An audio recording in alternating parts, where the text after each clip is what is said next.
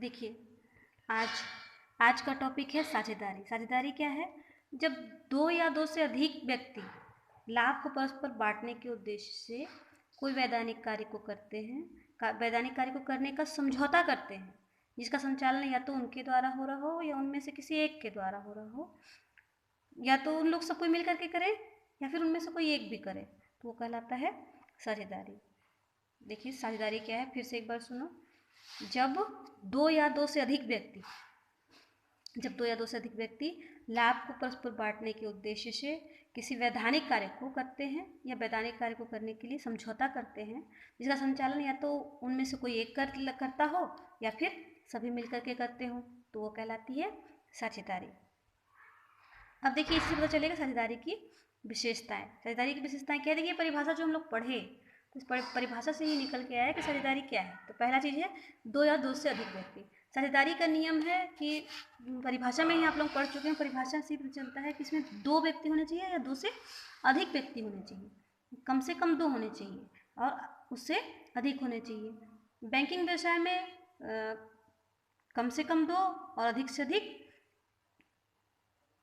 10 का प्रावधान है। अभी शायद ये बढ़ चुका है कुछ। और बाकी सामान्य साझेदारी में कम से कम दो और अधिक से अधिक 50। शायद ये भी बढ़ा है, 50 का रिकॉर्ड भी बढ़ा है। लगता है 2013 में जो कंपनी संशोधन हुआ, कंपनी अधिनियम संशोधन हुआ, उससे लगता है उसमें बताया गया है कि 200, कम से कम दो और अधिक से अधिक 200 व्यक्ति साझेदार हो सकते हैं। तो पहला चीज़ ये हुआ, इसमें क्या हुआ कि कम से कम दो व्यक्ति होने चाहिए और दो से अधिक व्यक्ति होने चाहिए साझेदारी फर्म के लिए। दूसरा चीज़ है वैधानिक कार्य। वैधानिक कार्य क्या होना चाहिए? वैधानिक होना चाहिए। कहने का मतलब, अगर कोई अवैधानिक कार्य कर रहा है जो कि सरकार ने जिसको मान्यता नहीं दी हुई है, कहने का मतलब जैसे कोई जुआ खेल रहा है या और कोई काम जो गलत कार्य है, जैसे स्मगलर वगैरह है, और भी कोई गलत कार्य करता है, तो जो वैधानिक नहीं, जिसको कानून ने मान्यता नहीं दे रखी है, ऐसा कोई गलत कार्य करता है, तो फिर वो साझेदारी नहीं होगी। तीसरा चीज़ है लाभ का बंटवारा। इसमें क्या होगा कि लोग आपस में लाभ को बांटेंगे। जब साझेदार होंगे और उन लाभ जब कमाएंगे तो लाभ को ये लोग किसी न किसी अनुपात में बांटेंगे। कोई निश्चित अनुपात होगा, या तो ये लोग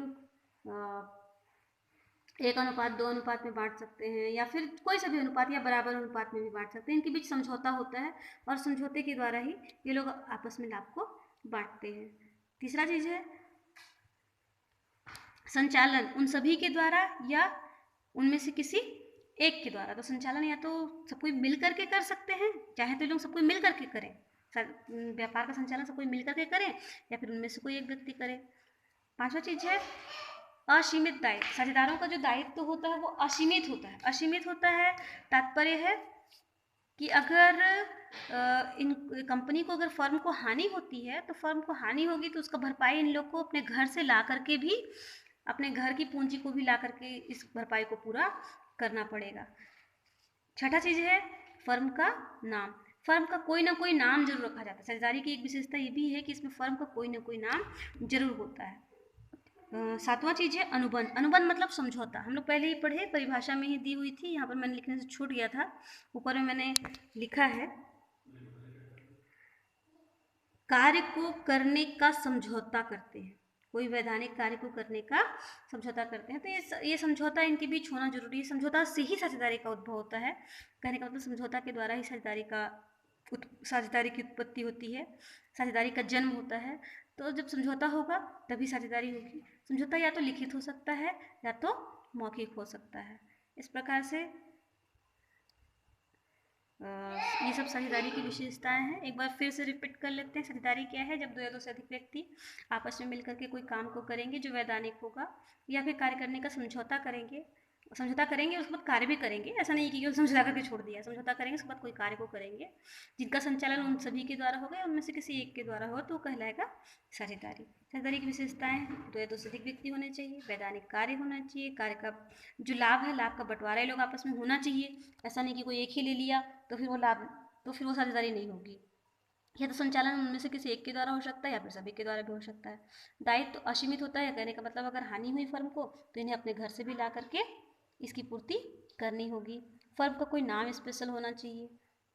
और जिसको मैंने लास्ट में लिखा है अनुबंध, वो फर्स्ट लिखना चाहिए हमको कि अनुबंध, क्योंकि साझेदारी का जन्म ही अनुबंध से होता है, समझौता से होता है। अनुबंध मतलब समझौते से होता है।